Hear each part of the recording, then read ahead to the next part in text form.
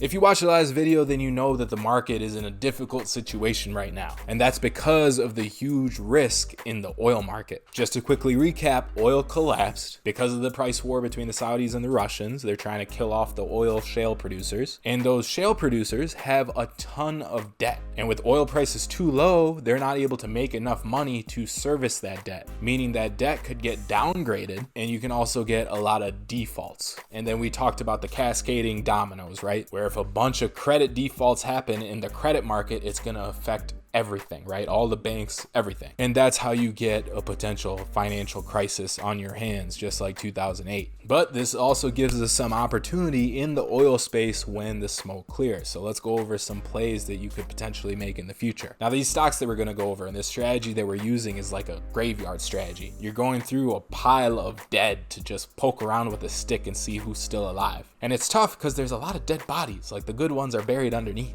Great analogy, right? I'll explain more about this strategy, but it can be very lucrative. And actually, a lot of the explosive stocks that I'm always talking about, they come from these left for dead areas. And that's why they explode, and you'll see what I'm talking about. But that checklist, by the way, is down below in the description and comments. Just click that link, put your email in, and I'll send it to you. But it'll help you find the types of stocks we're talking about. So the first thing you do in this graveyard strategy is find an industry that's really, really hated on, that everybody just can't stand, can't touch. Not because it's like gross or something, but just because there's been such bad losses and it's been beaten down so hard that everyone's now like staying away from it, like a dead deer on the side of the highway. This video is getting a little too morbid. But when you're seeing 9% down days, you know, you get in a carnage type of mood. But actually, I'm a good example of the type of sentiment that you want to be looking for in a specific industry. And with the way oil is getting rocked, you're going to see it there. So what usually happens is that a bunch of people are invested in this industry, and then it collapses, and then they start hating on it. The market sentiment as a whole becomes super bearish. So much so that they way overshoot the mark. Just like in a bubble, in mass hysteria, how the stock market can shoot up, it can do the same thing on the opposite end and just collapse way more than it should. And I mean, we've seen that in 2000, 2008, and now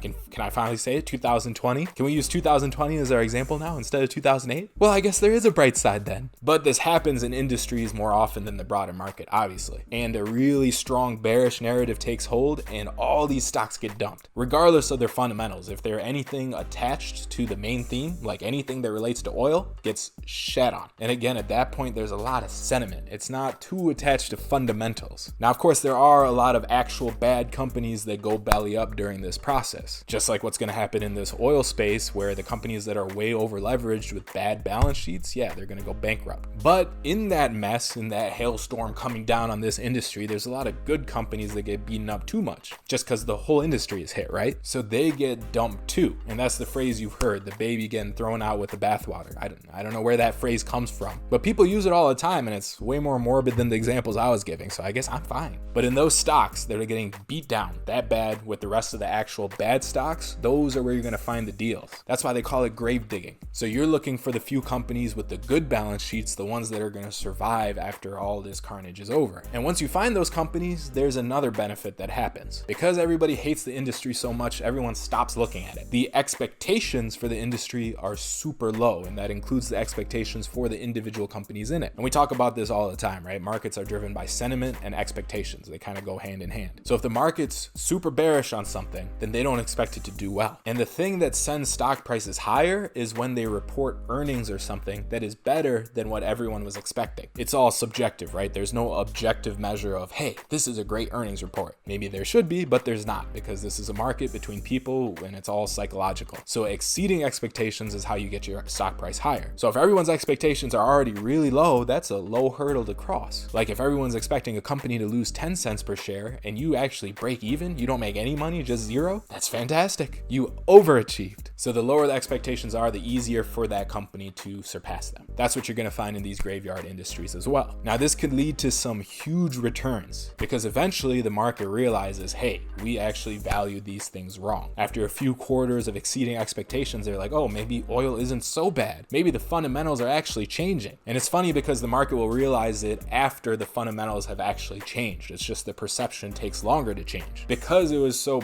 beat up before and everyone hated it. But as soon as that perception valuation changes, these stocks shoot up. And if you're a good graveyard investor, then you're already in before that happens. And then once it shoots up, you're out. But you could literally double, triple your money in a short amount of time. Because as we look at these stocks I'm about to show you, you'll see they're almost like penny stocks, some of them. But again, you got to be careful with this strategy because there are a lot of dogs. So you got to be good with the fundamental analysis. That being said, now that you know the strategy, let's jump into some of the plays that our guys have been looking at. So of course, we go back to macro ops because you know I don't do any work. I just talk to you guys. But macro ops got my back. So one of the first oil and gas plays we can look at is Flowtech. You can see right here the stock is down at $1, even lower now actually. But this is what I mean by beat up. So in one sense, Flowtech isn't doing too well. They lost $75 million in operating income and generated a very large negative EBITDA. But the huge benefit of Flowtech is their balance sheet. The company has $152 million in current assets, of which $100 million is cash. So that's always good, right? You want companies with a lot of cash, especially, remember what we're talking about here, they're all in debt trouble. So to survive, you need that cash to pay that stuff off. So they have $152 million assets versus $58.6 million in total liabilities. So if you do those assets minus those liabilities, you get $93.4 million, which is their NCAV, which is the net current asset value. And here's the crazy thing. If this is their current asset value, you know what their market cap is? $59 million, because the price is at like 85 cents right now. It's ridiculous. So you could buy this company at a 58% discount to the net current asset value. This is one of those Ben Graham plays. Deep value,